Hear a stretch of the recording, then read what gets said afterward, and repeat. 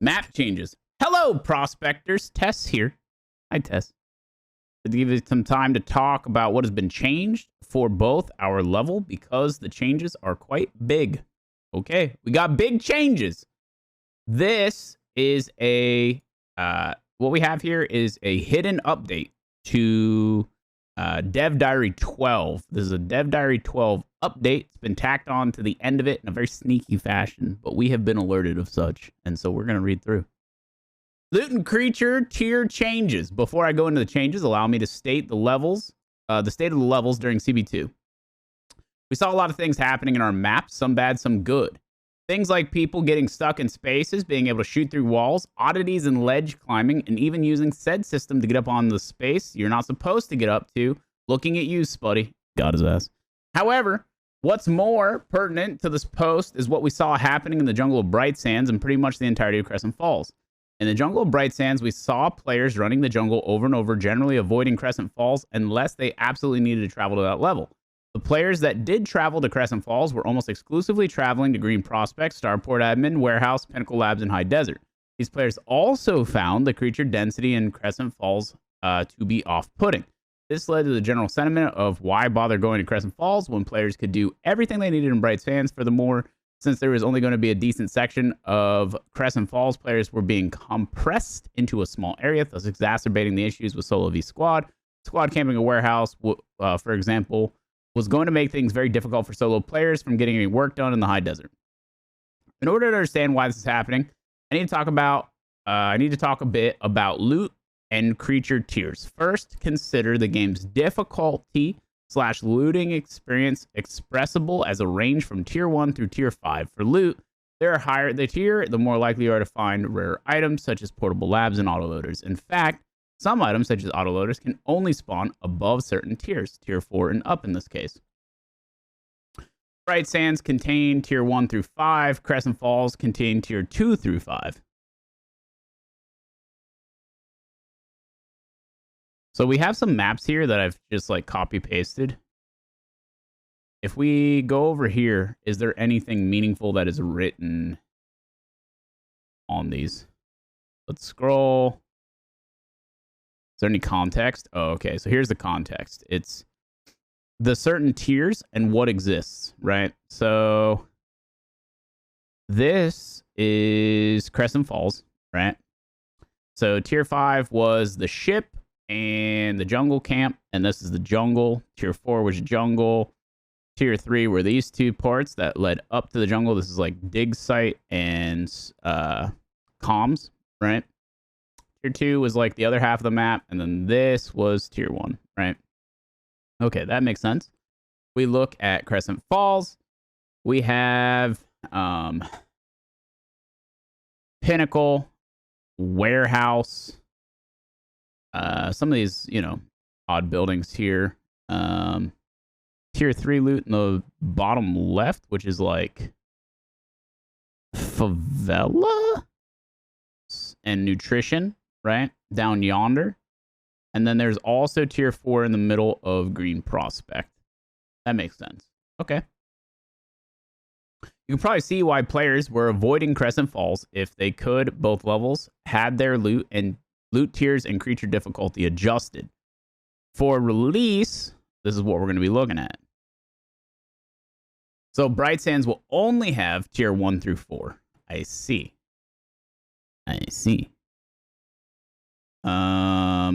Okay. So this looks a lot better distribution.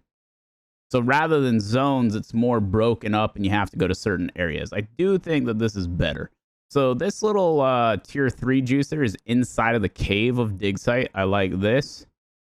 More tier 3 juice in the very center.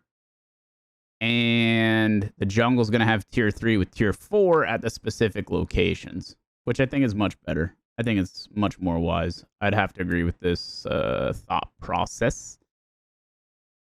I also think this actually makes Bright Sands better. It makes people want to move more throughout the map in general. People are still going to try to the people who want to jungle farm are going to go play Crescent instead. And I feel like people will just be more so spread out and enjoying the different parts of the map here on Crescent as a result, right? Now we have Crescent, which is tier 3 through 5. Is that right? Let me just double check. Yeah, 3 through 5. 3 is like the vast majority of all this. 4 are these individual buildings, right? And then 5 is going to be on opposite corners of the map. So this is really nice for a couple of reasons, right? You don't have these hotspots that people go to and then extract from as fast as humanly possible. So you never see people traversing the map. You never have a chance to catch anybody, right? Everyone's kind of like posted up, bunkered down, looting and relooting certain areas, right? It's a very frustrating way to deal with. Also, a lot of the navigation in these areas is very choke pointy, and allows squads to just like dominate those areas and keep people out of them, right? If they so choose. There being equally good stuff in the southwest quadrant not only forces people to traverse the map, but also hopefully go through Green Prospect, which I personally think is one of the best PvP arenas that I've ever seen in a game. I think that for one reason or another, and you guys can tell me if I'm cooked in the comments below, but Green Prospect, it reminds me of kind of like Mushkina Tents before they got changed from Chernarus plus Daisy standalone. Something about it, I think it's like the verticality and like just like this big like sniping pit down into the middle. Love to see all that, and it just makes for really interesting gameplay. Makes for really fun, interesting gameplay. So I'm into it, and it's different from everything else, right? So hopefully we see more traffic through there, because like that's the path from corner to corner, and that could be really nice. A couple of nice areas down here too. This is like a power plant, and yeah, not bad, man. Could be quite nice. Could be quite nice. Without the maps, I'm gonna go back to the other dock until we get more maps here. One sec, just so I can read this a lot better. You may also notice that a greater emphasis on POIs was made. Instead of bumping up or nerfing the existing zones, we wanted to make traveling to POIs more memorable. For example, you're looking for indigenous fruit, but you don't want to run the risk of a T5 neutron processing in south of CF. You would travel to T4 neutron warehouse in northwest. Locked rooms and weapon crates. First of all locked rooms can be considered to be tier 1 or 1 tier higher than the zone they're in. Oh, okay. I like that. That's good logic. For this example, the locked room in the swamp camp is tier 3, right? Because surrounding is tier 2, right? Power-up rooms also follow this logic. Though, since there's no tier 6, locked rooms in tier 5 zones will be especially juicy. So just more loot inside of them. Same loot, though. I think CB2, we were a bit too generous with weapon crates. Yes, actually true. It was far too easy to run a jungle camp of Pinnacle with a knife, loot several weapon crates. For release, we've placed a heavier emphasis on placing weapon crates and spawns behind locked doors, as you should. There should be a cost to have the potential to get the sauce, so that it feels good when you roll the dice, you make the bet, you swipe the card, and then you either hit or you lose, right? Gambling, baby. Gambling.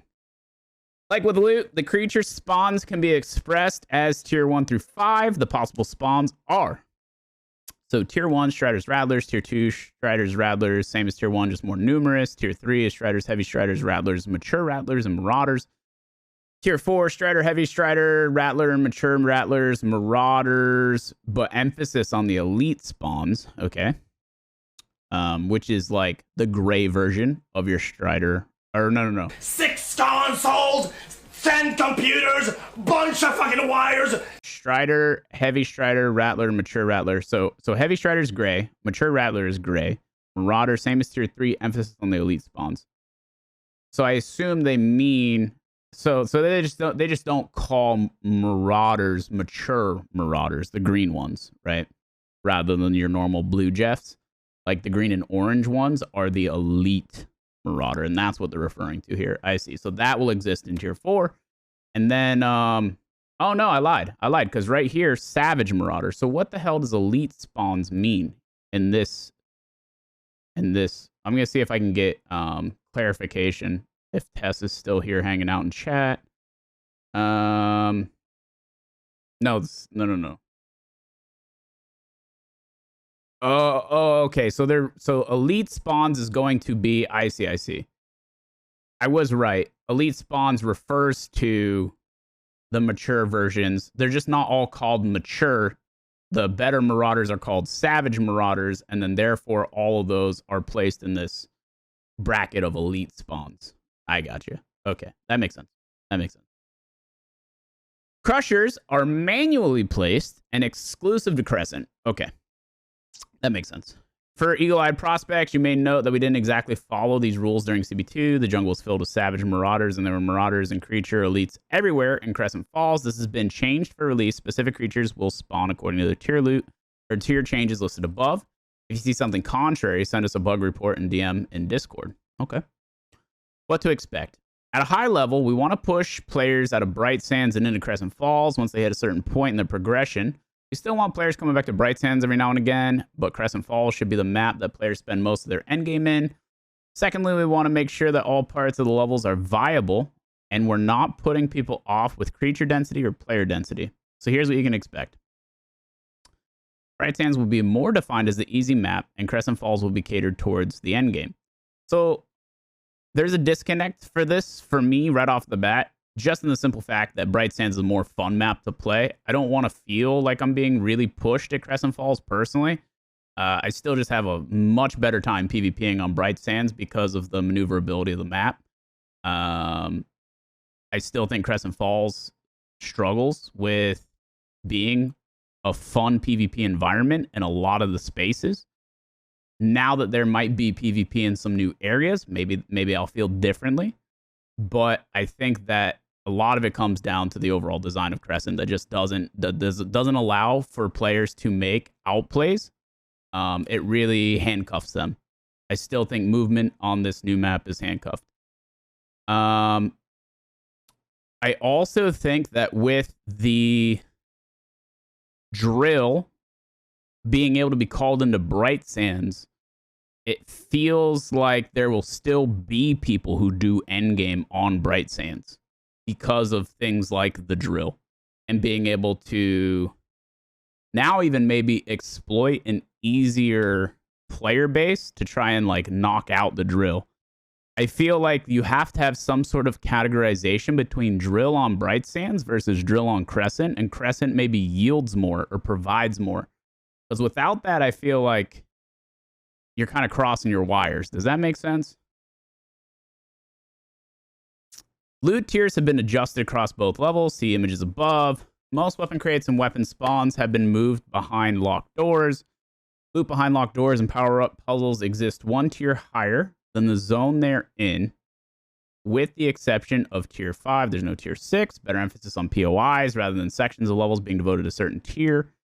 The jungle has been nerfed quite substantially, but not entirely. Focus crystal runs, as well as jungle camp and crash ship, are still viable, but less lucrative. Much lower creature density in the jungle. Interesting. Yeah, I like that there's less creature density in the jungle. I felt like, okay, this is like a cool spot to be in. There's good shit here. However, most PvP fights are scuffed by the sheer volume of creatures and make it a lot less intelligent to fight other players there.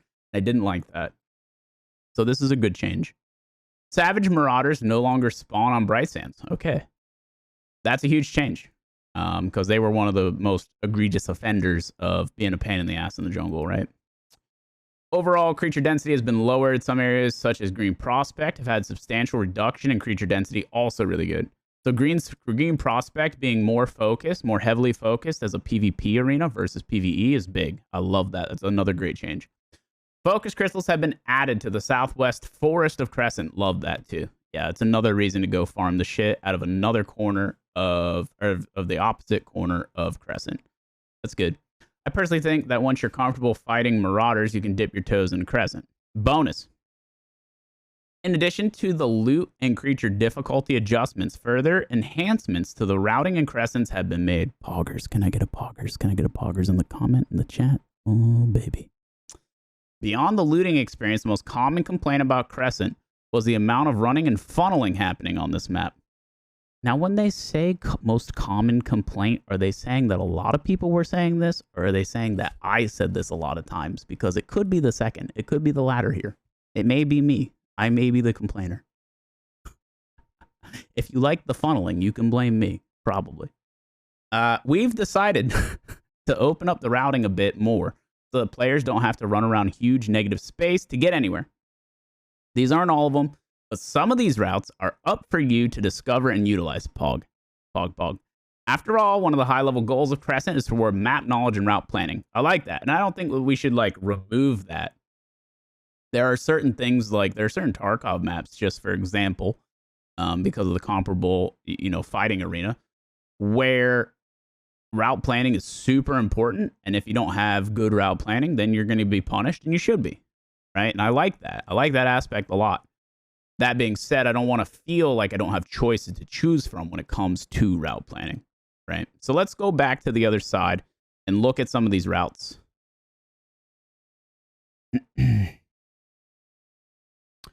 So what do they say here? They say these aren't all of them, but some of these routes are up for you to discover and utilize. I see. So there's some screenshots here of some routes. Oh, I see what's going on here. So this is by power plant, so there's a hop up here. I don't think that this cliffside existed. This tunnel definitely didn't exist. This is like the waterfall below or up from Skeletal. There was a cave back here on the right that you could go into, but it didn't go anywhere. But this looks like a cut through that goes up into the top side here, which is really nice. I like that. Oh, okay. So this is the north exit of Green Prospect, and this is another little like ramp and movement area. See, this is nice. This is big, dude. This is big stuff. I like that. I like that a lot. Where are we here? Okay, so this is the northeast quadrant of the map. This was that ramp. Oh, they've added another. Or the bridge. This was another. This is added. This tower on the top side of Starport. Oh no! I lied. Back all the way around. I think. Oh no, this isn't the. So this room. Yeah, what I said to begin with is right. So this is the ship. This is the bridge that was already there. They added this. Gotcha. And this is similar to the structure that's on the other side by the warehouse, which is like way over here. Got it. I believe that's right. Cool. So this is south or hold on. This is when I said north side of Green Prospect, I think I had it backwards. I'm trying to picture which way you're actually headed. I think you're actually headed south out of here. That's my fault. My bad. And then this is the arch of Green Prospect. So another cave tunnel entrance. And then what do we have here? This is in the northwest of the map, I think. Over top some of the river. It looks like an additional bridge added somewhere. So this river kind of like winds throughout, and it's like the low ground here through like the north. This will be interesting. I'm not sure. I can't picture exactly where this is, but this will be interesting. Cool. I'm excited to check it out, man. I'm really excited to check out the new pathings. Dope. All right, so let's scoot through these. These were the photos we just looked at. In addition to the route changes, we went ahead and softened up choke points. Going forward with future maps, we want to make sure that we retain choke points, but turn them into fun mini arenas to fight in rather than a one-way door. I want to have little spaces where you can outsmart your opponent. I like that. And I agree. Like, creating mini arenas to fight in is the name of the game. Like Green Prospect as a POI, and it's exactly what I referred to below. Like, these are areas where people create memories. Specific fights break out in certain areas that are just like so epic that like you remember them in perpetuity. Like I remember a bunch of fights in Mushkina tents specifically because of it being a phenomenal mini arena to battle in, right? So I think that that's really neat. I like that. that's it for now, at least. Try and find us on Fortuna 3 if you can. It won't be that hard to find me. I'll be the player with the fanciest suit. Who knows? Maybe you will learn some secret cool stuff about the game while teaming up with one of us. Also, I definitely won't shoot you in the back as soon as the evac ship lands. I promise. See you all sooner than you think. See us tomorrow. Very pog, very pog. Yo, that's excellent. That's some really good news. I'm excited. If you haven't seen the complete changes that they talk about previously to this in Dev Diary 12, a lot to do with like balancing and whatnot. That video already exists. It went up almost a full month ago, and I'll make sure that it gets posted up here. Definitely look forward to more content coming out daily. We're going to have daily upload schedule again for the Cycle Frontier as the game launches into preseason June 8th. I look forward to it. I'm excited to put out some informational videos in addition to a lot of the highlights that'll happen here on the stream. And I'll see you guys on Fortuna.